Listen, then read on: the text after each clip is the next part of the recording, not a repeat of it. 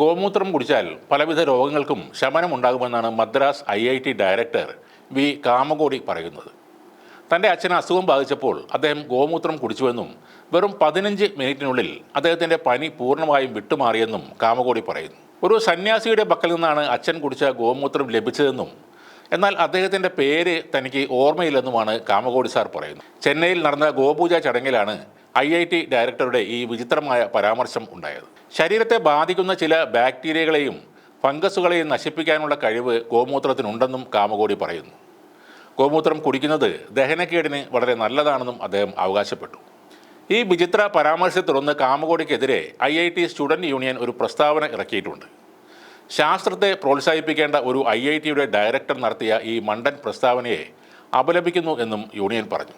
അവകാശവാദങ്ങളെ സാധൂകരിക്കുന്ന തെളിവുകൾ കാമകോടി പ്രസിദ്ധീകരിക്കണമെന്നും ഈ പറഞ്ഞ വാദങ്ങൾ ശാസ്ത്രീയമായി തെറ്റായതിനാൽ അദ്ദേഹം മാപ്പ് പറയണമെന്നും സ്റ്റുഡൻസ് യൂണിയൻ ആവശ്യപ്പെടുന്നു. ഇന്ത്യയിലെ AI വിദഗ്ധരിൽ ഒരാളാണ് വി കാമകോടി.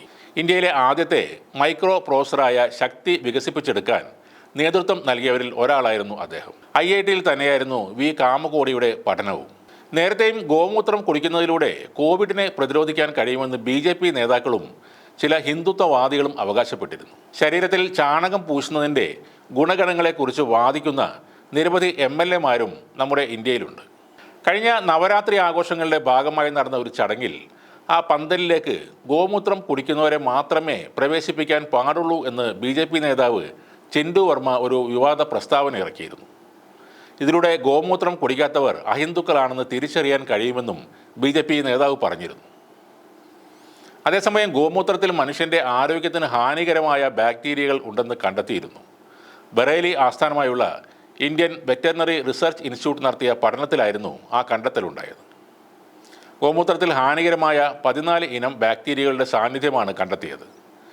ആരോഗ്യമുള്ള പശുക്കളിൽ നിന്നും കാളകളിൽ നിന്നുമുള്ള മൂത്രമാണ് ഇതിനുള്ള സാമ്പിളുകളായി ഗവേഷകർ ശേഖരിച്ചത്.